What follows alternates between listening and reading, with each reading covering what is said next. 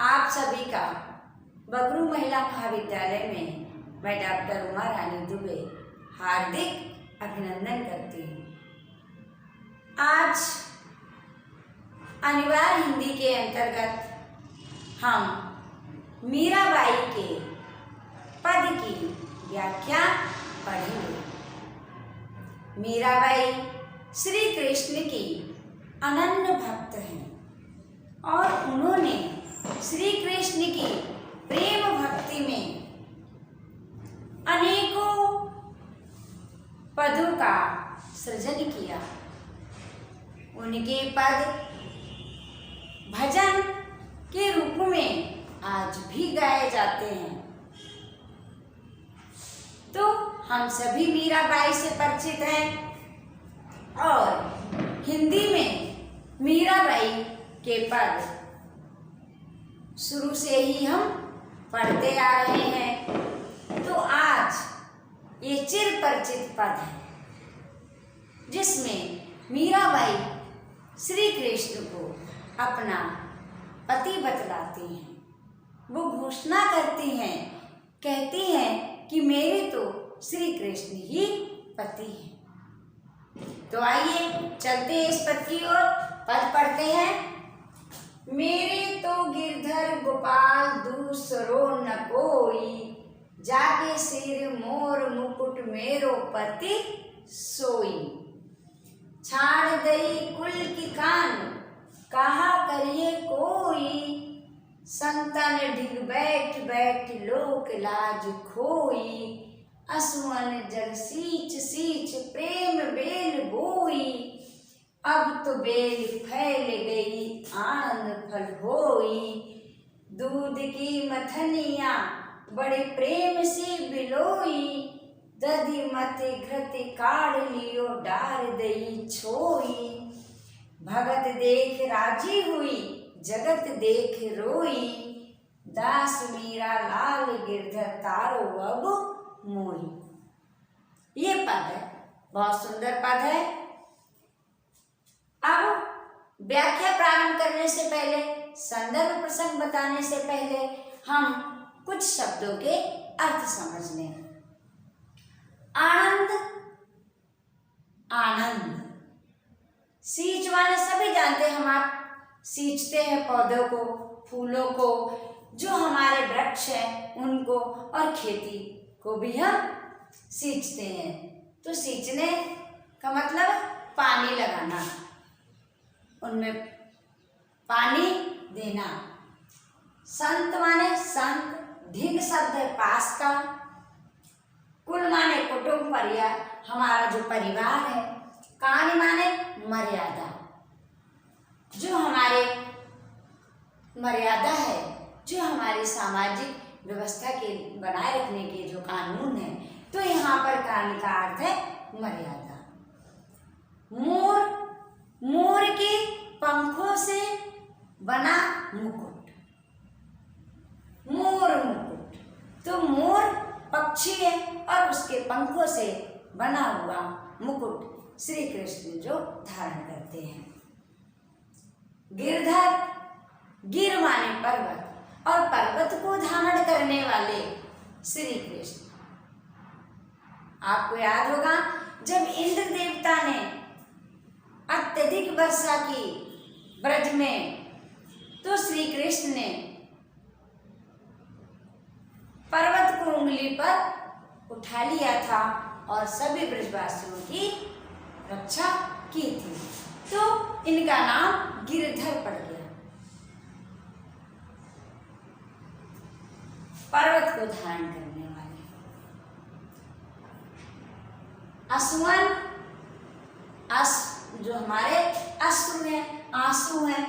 मथनिया, जिससे हम छाछ बनाते हैं, दही को मथते हैं, बिलोते हैं, तो वो लकड़ी से बना, जिसे हम रई भी कहते हैं। घृत माने घी, छोई माने जब हम निकाल लेते हैं तो छाछ बचती है। छाछ जब हम घी गर्म करते हैं तो उसके बाद जो एक पदार्थ रह जाता है उसको भी हम कहीं कहीं छोई बोल देते हैं।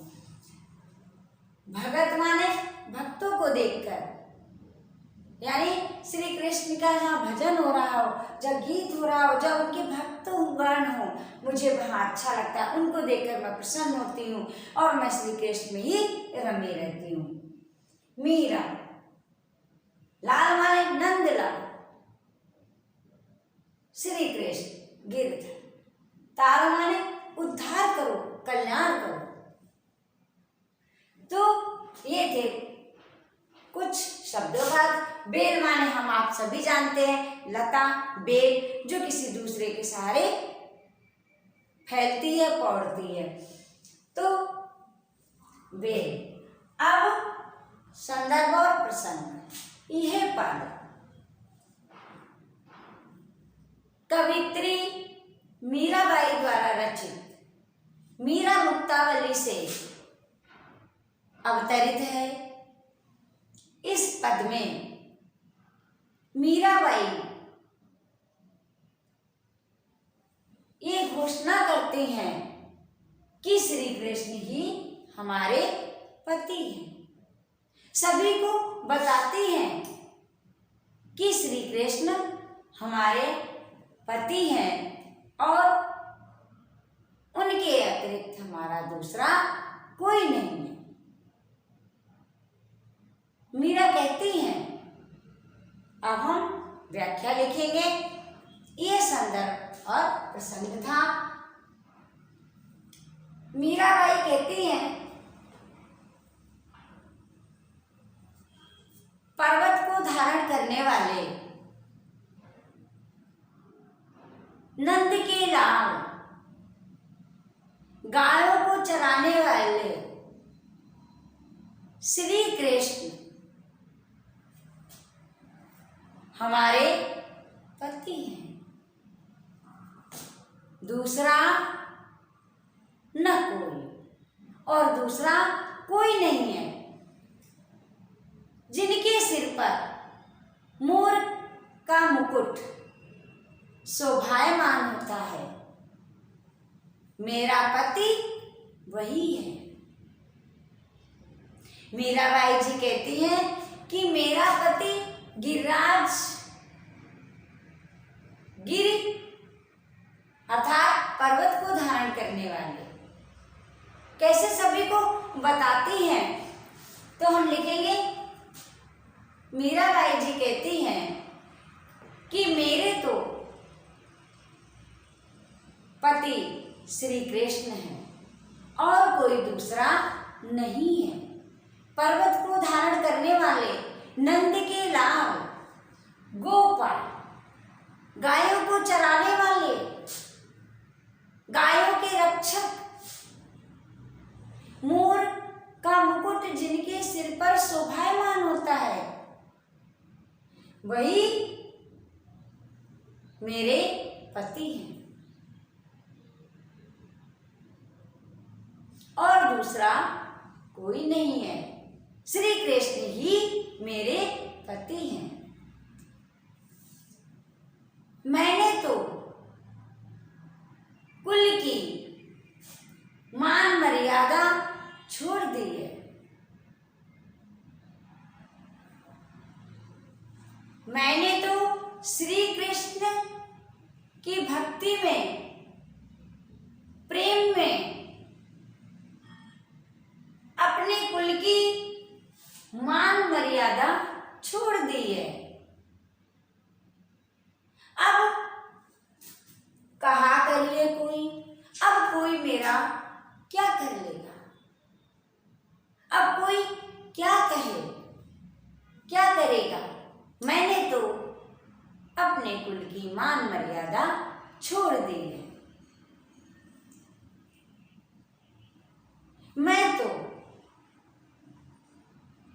सत्संग करने लगी हूँ, संत महात्माओं के साथ बैठने लगी हूँ। मैंने तो संत महात्माओं के साथ बैठना प्रारंभ कर दिया है। उनके पास बैठती हूँ, उनके सत्संग में रहती हूँ, इसलिए मेरी जो लोक लाज थी वो खो गई है।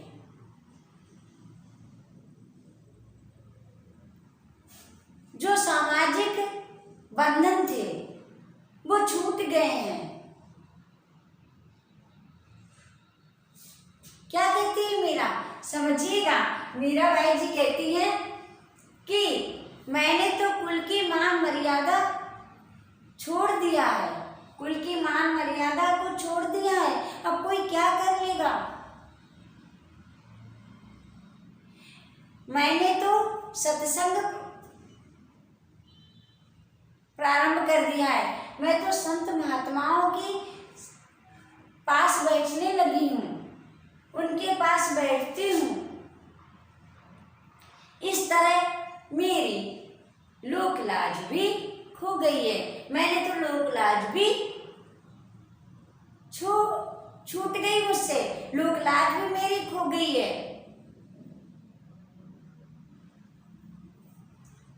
श्री कृष्ण के अपने प्रीतम के प्रेम में मेरे निरंतर आंसू निकलते रहते हैं। अपने प्रीतम श्री कृष्ण के प्रेम भक्ति में मेरे आंसू बहते रहते हैं। मैंने इन आंसुओं से श्री कृष्ण की प्रेम भक्ति रूपी बेल को सींचा है। श्री कृष्ण की प्रेम भक्ति रूपी बेल को मैंने अपने आंसुओं के जल से सींचा है। मैं इस आंसुओं से प्रेम भक्ति रूपी बेल सींचती रही हूं और अब तो बेल फैल गई है। वो प्रेम भक्ति रूपी बेल बहुत फैल गई है, पौड़ गई है। अब उससे आनंद रूपी फल मिलने वाले ही हैं। अब उसमें आनंद रूपी फल लगेंगे और वो मुझे प्राप्त होंगे। सुंदर भाव है, आप सभी समझिएगा। बहुत सुंदर बात कहती है, बड़ी सरलता से कह रही हैं। कहती है कि मैंने श्री कृष्ण की प्रेम भक्ति में अपने आंसुओं से उस प्रेम भक्ति रूपी बेल को सींचा है। अब वो प्रेम भक्ति रूपी बेल फैल गई है, अब उसमें आनंद रूपी फल लगने ही वाले हैं और वो आनंद रूपी फल मुझे प्राप्त होगा। मैंने इस प्रेम भक्त को कैसे बढ़ाया है, प्रेम भक्त रूपी बेल कैसे बढ़ी है, मैंने इसको कैसे बढ़ाया है आगे। जैसे दूध की मथनियां, जैसे दूध से बने पदार्थ दही, और दही को जब हम मथते हैं तब उससे हमें घृत मिलता है। मैंने दधि की मथनियां बड़े प्रेम से बिलोई, दधि मथि घृत काढ़ लियो डार दही छोई। मीरा कहती है कि मैंने इस प्रेम भक्त को कैसे आगे बढ़ाया है, वैसे ही जैसे दही को मथा जाता है, दही को मथकर दूध से बने दही, और दही को जब मथा जाता है तब उसमें जो घी निकाल लिया जाता है, ठीक ऐसे ही मैंने संसार से श्री कृष्ण की प्रेम भक्त रूपी घी को निकाल लिया है। मैंने ऐसे इस प्रेम भक्ति को बढ़ाया है। जो घी निकाल लिया है और जो निस्सार बचा है उसे छोड़ दिया है।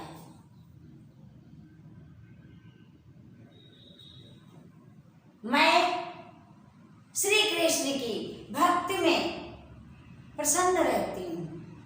और कोई भक्त मुझे दिखाई देता है तो मैं बहुत प्रसन्न हो जाती हूँ। मैं श्री कृष्ण की भक्ति में ही प्रसन्न बनी रहती हूँ और सांसारिक जो सांसारिकता है उसे देखकर मैं रोती हूँ। मीरा कहती है, हे श्री कृष्ण नंद के लाल, श्री कृष्ण मैं आपकी दासी हूँ, अब आप मेरा उद्धार कीजिए, मेरा कल्याण कीजिए। अब हम पूरे पद का जो सार है व्याख्या वो आपको पुनः बतला देते हैं। मीराबाई कहती हैं कि गिरिराज पर्वत को धारण करने वाले, गायों को चराने वाले, गायों की रक्षा करने वाले श्री कृष्ण जो सिर वही मेरे पति हैं जिनके सिर पर मोर का मुकुट शोभायमान होता है, मेरे वही पति हैं और कोई दूसरा नहीं है। मैंने तो अपने कुल की श्री कृष्ण के प्रेम में मैंने तो अपने कुल की मान मर्यादा भी छोड़ दी है। अब कोई क्या कर सकता है, कोई क्या कर लेगा। मैं तो संत महात्माओं की संगत में बैठती हूँ, उनके पास उठना बैठना प्रारंभ हो गया है मेरा।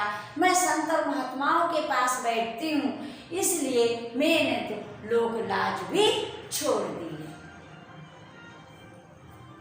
श्री कृष्ण के प्रेम में मेरे नेत्रों से जो निरंतर अश्रुधारा बहती रहती है, उस अश्रुधारा से, उस अश्रु जल से मैंने श्री कृष्ण की प्रेम भक्ति रूपी बेल को सींचा है। अब ये बेल फैल गई है, अब इसमें आनंद रूपी फल, अब इसमें आनंद रूपी फल की प्राप्ति होगी। अब इसमें आनंद रूपी फल लगेंगे और आनंद रूपी फल की प्राप्ति होगी। मैंने इस बेल को कैसे बढ़ाया है, वैसे ही जैसे दूध से बने पदार्थ को, दूध से बने पदार्थ दही को बड़े प्रेम से बिलोया जाता है, तब मथ कर घी निकाला जाता है, वैसे ही मैंने इस प्रेम भक्ति को बड़े प्रेम से संसार से निकाल पाया है और मैंने प्रेम भक्ति रूपी घी निकाल लिया है और बची हुए जो संसार की निस्सार वस्तुएं हैं उन्हें छोड़ दिया है। मैंने अपनी प्रेम भक्ति रूपी बेल को ऐसे बढ़ाया है जैसे दही को मथकर घी निकाला जाता है।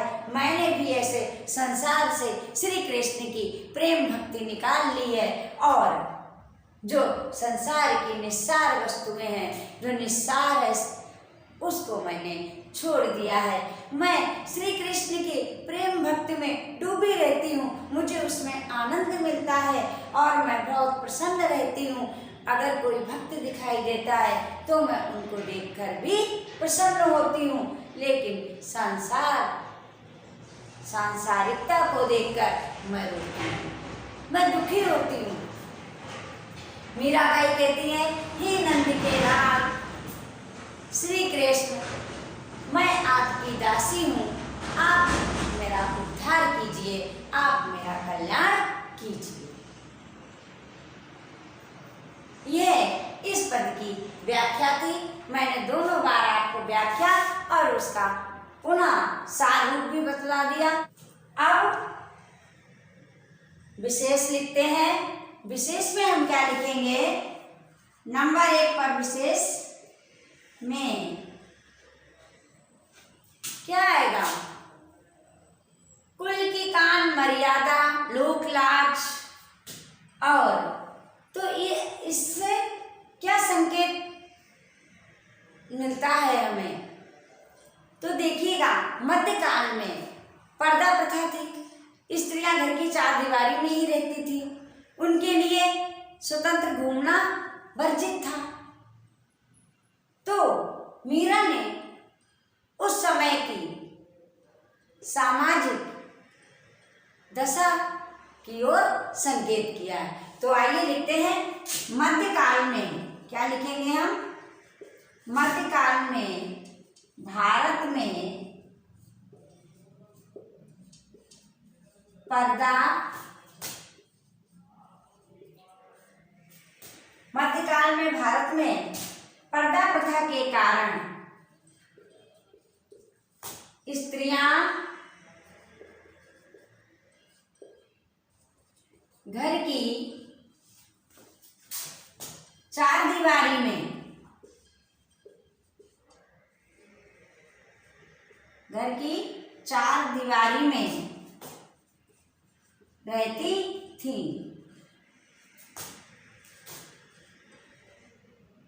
उनका खुले में घूमना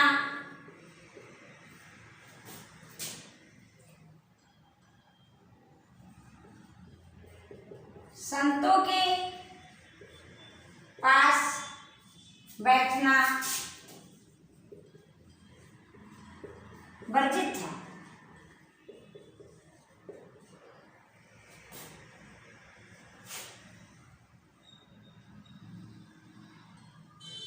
तो इस कथन से, यानी संतान धिक बैठ बैठ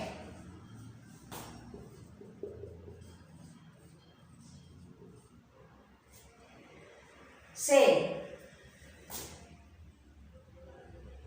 उस समय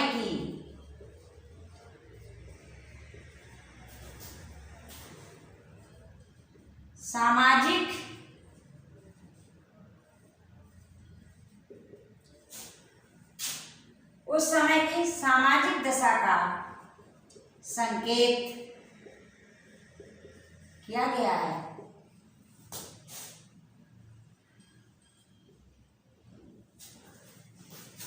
उस समय की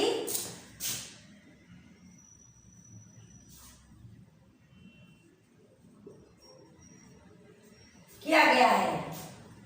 अब दूसरा है, क्या था मध्यकाल में? भारत में पर्दा प्रथा के कारण स्त्रियां घर की चार दीवारी में रहती थी, उनका खुले में संतों के पास बैठना वर्जित था। खुले में घूमना, संतों के पास बैठना वर्जित था। संतों ने बैठ बैठ से उस समय की जो ये पंक्ति दी है, उस समय की सामाजिक दशा का संकेत किया गया है। तो अब नंबर 2 पे हम विशेष में क्या लिखेंगे? विशेष का बिंदु है नंबर 2। 1 में तो ये, नंबर 2 में आएंगे अलंकार। मोर मुकुट मेरो, कहीं भी देखिए तो यहाँ पर अनुप्रास अलंकार। किस अलंकार? हमें दर्शन हो रहे हैं अनुप्रास अलंकार के। अब आता है कि बैठ बैठ, ये 2 शब्द हैं। बैठ माने बैठना, बैठ माने बैठना। तो जहाँ एक शब्द की पुनरावृत्ति हो और उसका अर्थ ज्यों का त्यों रहे, वहां पर पुनरुक्ति प्रकाश अलंकार होता है। तो इसमें पुनरुक्ति प्रकाश अलंकार है। अब अलंकार एक और देखिएगा, रूपक अलंकार है। रूपक अलंकार कहाँ है? प्रेम बेल, श्री कृष्ण की प्रेम भक्त रूपी बेल, आनंद रूपी फल। तो इन है स्थानों पर रूपक अलंकार, यानी यहाँ पर रूपक अलंकार है। अब तीसरा बिंदु आता है विशेष का। कि मीरा श्री कृष्ण को अपना पति मानती है। तो हम कैसे लिखेंगे?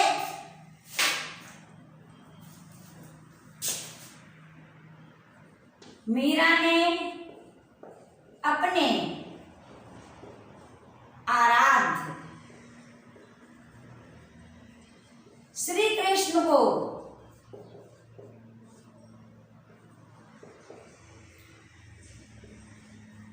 पति मानकर माधुर भाव की भक्ति की है। माधुर भाव की भक्ति की है।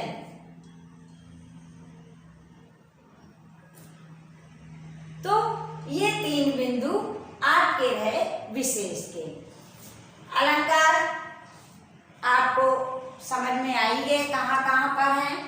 और मीरा ने इस पद में जो भक्ति है मीरा की, वो माधुर भाव की भक्ति है। माधुर भाव भक्ति को हम कांता भाव की भक्ति या दाम्पत्य भाव की भक्ति भी कहते हैं। यानी ये तीनों शब्द एक ही है। माधुर भाव, कांता भाव और दाम्पत्य भाव। तो माधुर भाव की भक्ति की है। इस तरह आज मीराबाई का यह पहला पद संपन्न हो गया। मुझे विश्वास है कि आपने इस पद की व्याख्या समझ ली होगी। आज इतना ही।